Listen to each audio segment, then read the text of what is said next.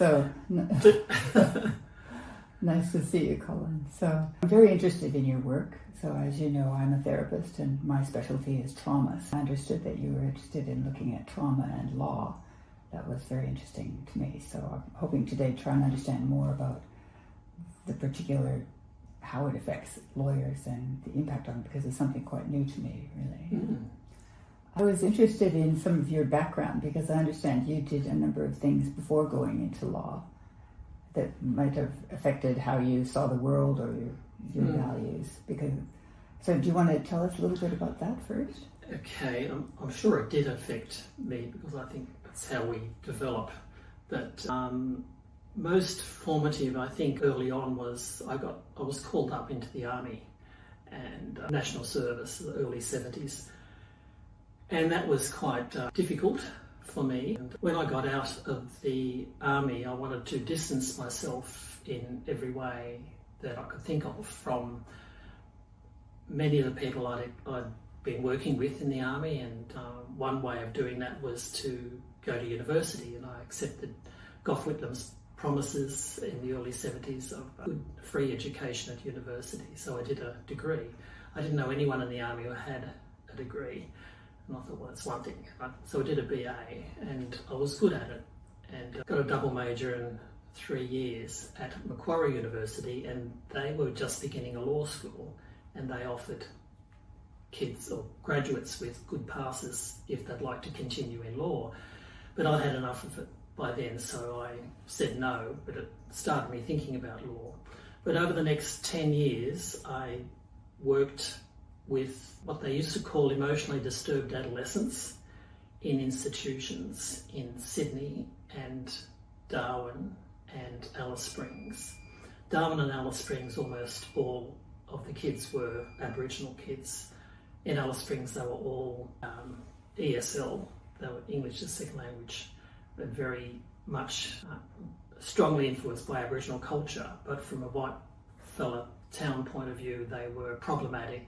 Some of them were criminals, some of them were charged with crimes, sometimes serious crimes, especially in Alice Springs. And so they were institutionalised, and working with them over those years, I came to notice that the problem wasn't with them, it was with us, or with our interaction with them and their struggles in trying to adapt themselves to white fella rules and white fellow laws and things like that. So I left that position and then studied law. That's when I went to UWA and did a law degree. Then worked with legal aid, and then ironically was doing circuits as a young lawyer up into the Kimberley, and again working with Aboriginal people, often young Aboriginal men, sometimes in courts of petty sessions or local court, doing lists of crimes ranging from minor to relatively serious, sometimes 20 clients in a morning, and almost all of them were related to violence or alcohol or drugs and motor vehicles and assaults and domestic violence. And then after a few years I started working in family law, and instead of having a whole list of this family law legal aid, instead of having a lot of Aboriginal or male clients in a defence mode or doing pleas of mitigation, a lot of my clients, the majority of my clients, were women in family law, and they were very often had been subjected to family violence. So I was arguing from their point of view, and sometimes child abuse allegations were also involved. So that led me to do a PhD on masculinity, or the history of masculinity as it is, as we have constructed being a bloke, constructed masculinity from a legal point of view, how the law has fed that process, if you like. And when I finished that, I was recruited by Murdoch University, and that's when I discovered clinical legal education, and that was an eye-opener for me at Murdoch. SCALE, Southern Communities Advocacy Legal Education Service at Rockingham in Western Australia. Anyway, I was there for 3 years and then transferred to Newcastle University of Newcastle Legal Centre, and then I was there for I think 11 or 12 years, and then transferred to ANU, their School of Legal Practice, in doing clinical legal education. So that became my love and my focus, and I think during those experiences as a clinical legal educator, realised that helping law students to reflect on their experiences with clients is a wonderful way to help them learn and develop from those experiences, that works so much more effectively than reading it in a book or listening to a lecturer talk in a lecture theatre. And even better than discussing in a tutorial. The reflection and then discussing with others is really powerful. Mm. And clinical, what does it mean to be clinical? Applied, really. I think, clinical legal education is not in the medical sense, but in really the practice of law in a training domain. So a legal clinic is very often a community legal service where lawyers are training under supervision to work hands-on, so to speak, with real clients, with real cases. So it's developing their practice in a way. Absolutely, yeah. Making use of what they theoretically have learned, Yeah. And how did you get down into the area of trauma then? Yes, I had clients, as a lawyer, I had clients who were very distressed. I had clients who were, in criminal law, clients who were distressed over being charged for what they did not do, right? Their instructions to me wasn't there, didn't do it, wasn't me, it was him, or have no idea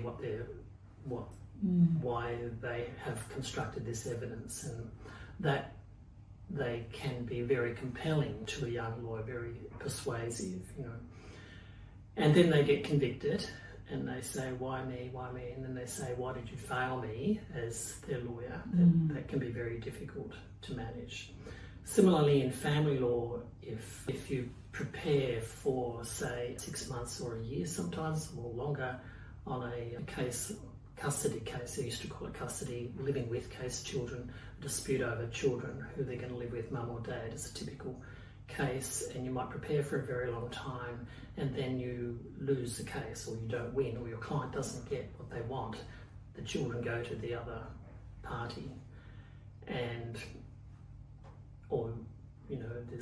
you might get access or contact by time with, but not necessarily. It all depends on the circumstances. Every case is very different, but you have to still communicate with your client, say, sorry, we tried very hard, we couldn't persuade the judge to see it our way.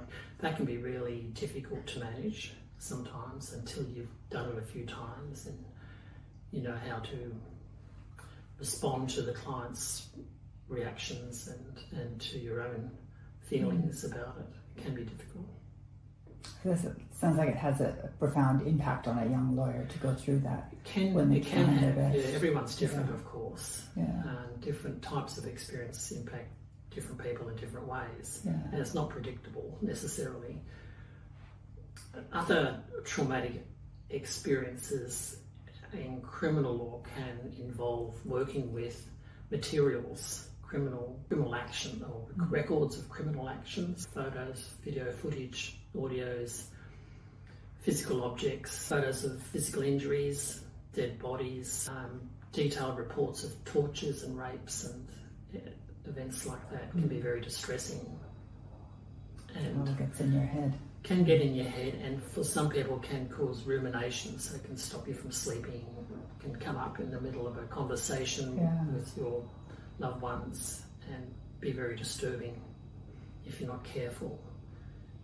And so at some point did you start to label that as traumatic or vicariously traumatic? I think it was in my research on lawyer wellbeing and wellness with Rachel Fields and other colleagues that I came upon the amount of work on vicarious trauma that had been happening in other professions such as psychology and social work and in the medical fields and in first responder work.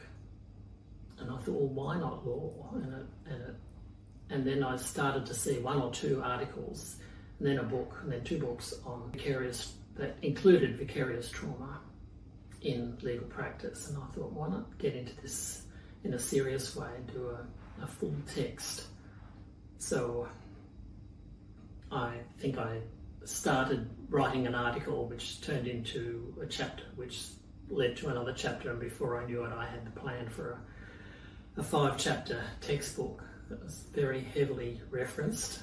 And I caution readers, it's heavily referenced. But that's a good thing. I think I want it to be more than just my opinion or anecdotal references, but what we know so far at the moment anyway about trauma, what we have learned in law, from what we can apply in law, from what we have learned from the other professions and the research in the other professions, human services especially. Mm.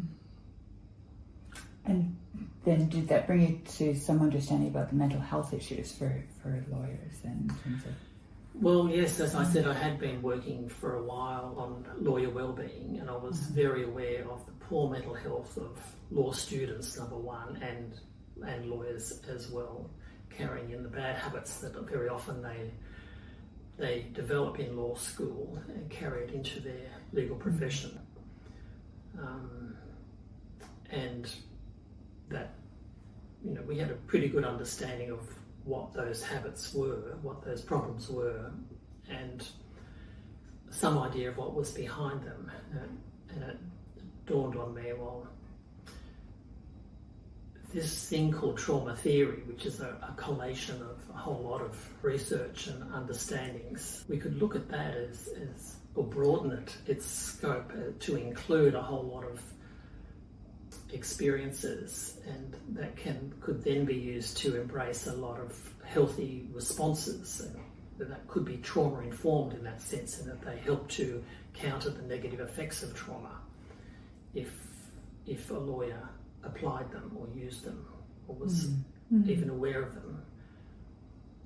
But they weren't up until that point. It wasn't happening, no. Yeah. And I thought, well, maybe a textbook could bring it together so that all those practices that we know of, and there's no mystery, the benefits of mindfulness, the problems of having a fixed mindset as opposed to a growth mindset, the problems of perfectionism, the problems of overworking, the problems in legal practice of competition in the workplace, time billing and having billing targets as a way of measuring your performance, nothing to do with the client's case, particularly as long as the billing is satisfactory and you meet your targets. These things are problematic for a lawyer's well-being.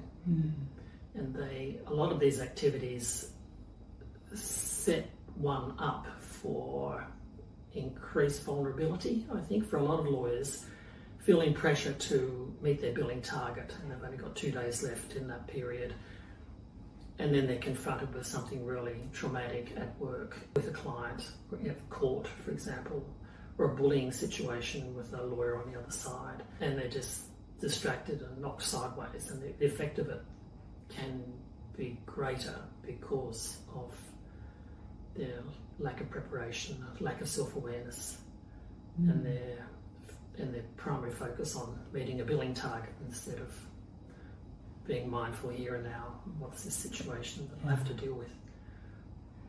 And I'm curious that you think that it begins in university. So there's what is it about university for lawyers students compared to other? Well, I say that as an experienced legal educator in 3 law schools, albeit as a clinical legal educator, so I'm biased in that favour. But I think legal education, law schools generally, do not do well at preparing students for practice in law.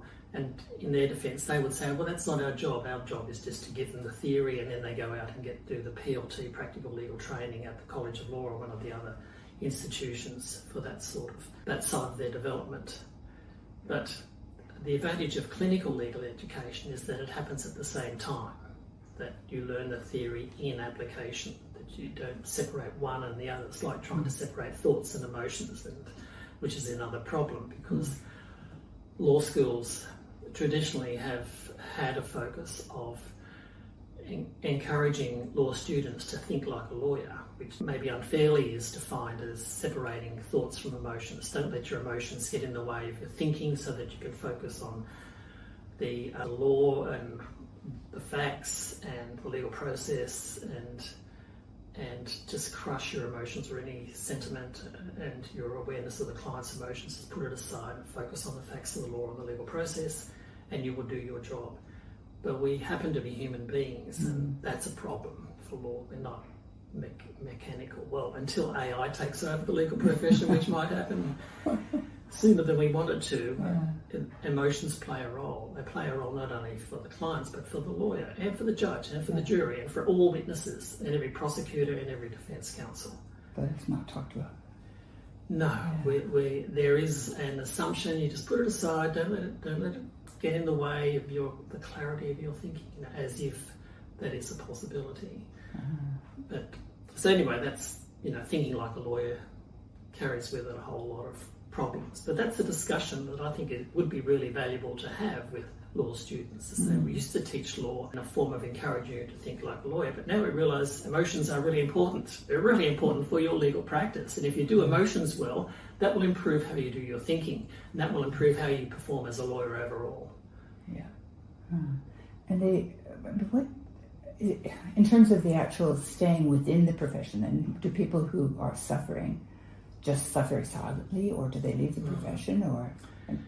We don't know, do we? Because there's no way to count a nullity. So you can, in research, it's really difficult to estimate the proportion of law students that drop out because they then go and successfully do medicine or engineering or accounting, but they can't be captured in very easily anyway, in any reliable way, statistically. Similarly in legal practice, a lot of lawyers graduate, they might start and then decide, and I know many friends and former friends and contacts who have dropped out of law after 1 or 2 or 3 or 5 or 10 years. And not for me is a common expression, not what I thought it was, couldn't find a job that suited me, or it's just, I just can't take it anymore, is a common expression for those who lasted longest.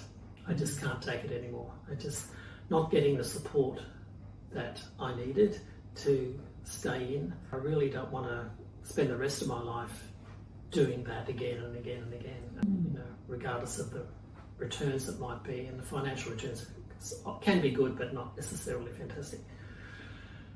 I'm curious that you did the practice and then you've gone into teaching. Was going into teaching a way of getting away from some of that? I think it might have been, because I was doing family law at Legal Aid when I went back to do a PhD, and I continued practicing while I was doing my PhD, and practicing in family law with a lot of domestic violence cases, I guess, informed my PhD, which was in history of masculinity in law, a lot of which was about violence and permission to do violence as a bloke, as a man, and the old law that tolerated a degree of domestic violence in a family by a man against the woman to keep the family in control and keep the hierarchy of the family, a man at the top, etc. Not tolerated anymore, of course, but the history of it is really interesting. And so, that in conjunction with doing family law led to inform my PhD, although I didn't use my clients or my personal legal situations with my PhD as data, but it helped my thinking. But having done the PhD, I was good fodder for law schools, because law schools didn't have many academics with PhDs at that time in the early 80s. Early 90s. Mm-hmm. So it was a good transition. Yeah, I was appreciated. Yeah. And so in terms of your book, I'm just thinking, I guess there's 2 groups of people that I think would probably be very interested in it, and probably people generally as well. But there would probably be people who are doing what you were doing, which is teaching law students. So in what way do you think your book would be helpful to those instructors? Oh, I like to think that they would find it a useful resource in realising the advantages of helping students improve their self-awareness, seizing stray moments, random moments, if not planned moments, to have a little discussion about how they're feeling about life in general, about their practice of study, about their direction in doing law, their motivation for doing law, and helping to overcome the stigma. That's a big issue. I haven't mentioned that yet. The stigma, again, mental health stigma, fear of showing weakness, fear of showing anything that might be construed as a mental health issue or a psychological weakness or a character failing, as it would be considered. That's a big problem. And I think it grows in law school. Pretty sure it does. I think mental health stigma is, if you could ever measure it, which I don't think you can, but anyway, I think it would be much greater at the end of law school than at the beginning of law school. Just by dint of the fact that most graduates will be much more careful about how they answered a questionnaire at the end of law school. But at the beginning of law school, they'll be open and blasé and candid and honest and very sincere in their answering. But not at the end of law school, because they're very conscious that they have to, upon admission to practice, pass a character test where you have to say if there's anything that they think could be construed to make them unsuitable for practice. And some people think that, if I've ever spoken to a counsellor or had to get counselling, that should be confessed. Well, it shouldn't be confessed. The truth of the matter is that very likely, because they spoke to a counsellor, they are much more suitable to being admitted to practice as a law. That's the thing, and that's a really difficult thing to get into students' heads, to try and overcome that stigma. Yeah.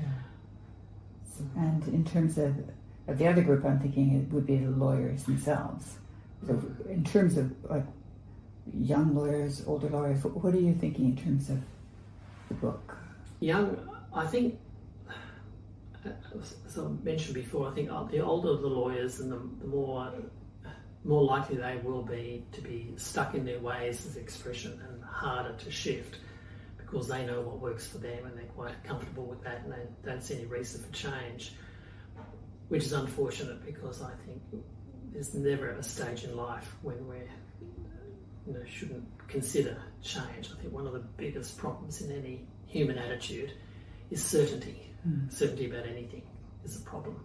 But anyway, younger lawyers, I think, are a different ballpark. I think they stand to benefit significantly from reading the book, because it can help them with filling the gaps that law school left undone because it doesn't fit into the syllabus of a particular subject.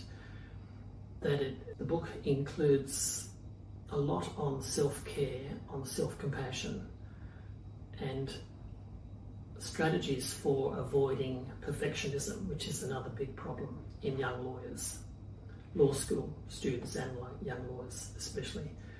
Perfectionism tied in with stigma, tied in with a fixed mindset, which is like, I am like this is how I am, and I can't change. I don't need to change because I'm already perfect. The perfectionism, which is wrong, of course, because it's a certainty that has to be flawed. Instead of a fixed mindset, if they could have a growth mindset, which is a process, a constant change, a constant development, which is always happening to us whether we are aware of it or not. We ideally should be aware of it so that we can do it mindfully and have some say in what direction we are developing and from what types of experiences we want to learn from and how we want to learn from them. That's a lot easier to do as a younger person than as an older person, I think, although it's not precluded from people of my age. Okay, so as we bring this to a close, have you got any tips for a young lawyer entering the field now in terms of how to stay okay? Oh, yes. Self-compassion is the big one. I think it's it's a big expression. Self-compassion encapsulates everything, but it really is about making sure you're okay, no matter how you're feeling about your clients, or about the travesty of law, because law is not infallible. It is completely fallible. And things go belly up, things don't go your way or your client's way. Well, basically, shit happens, and you have to accept sometimes there are things that you can't do anything about, and you just have to accept it. It doesn't necessarily reflect on you. It doesn't make you a bad lawyer. Even excellent QCs or KCs sometimes lose cases, and how you manage that is probably a greater opportunity to learn and develop than how you manage your wins and successes. Self-compassion, is there more? Oh yeah, sorry, I got distracted. That's a big one. What's the one after that? Well, self-compassion includes things like being aware of, being conscious of the risk of perfectionism and avoiding overworking, and watching alcohol and other stimulants and depressants, other drugs, and look at the research and take it seriously. I'm an advocate now, having looked at enough research to believe there is no safe level of alcohol consumption. But it's really hard to get that message across when it's embedded in our culture, and that's another problem in law schools. A lot of law school graduates go into the profession with a well-established alcohol dependency, or at least from the university days. From the university days, and they continue it into it. And the profession doesn't help at all by having Friday drinks and facilitating social events with lots of alcohol instead of other alternatives, not other drugs. But, And this becomes a way of kind of shortcutting what they need to do in terms of their inner work, I suppose, is just to make themselves dull. Yeah. And any last one that you want to mention? Self-compassion. Well, I think that's it. Thank you, Laurie, for your work. And one of your earlier publications really helped me. It stayed with me. Tapping as a treatment for PTSD, I think. Yeah. Oh, I'm pleased to hear that. Yeah. Okay, well, thank you, Colin, and we'll stop here.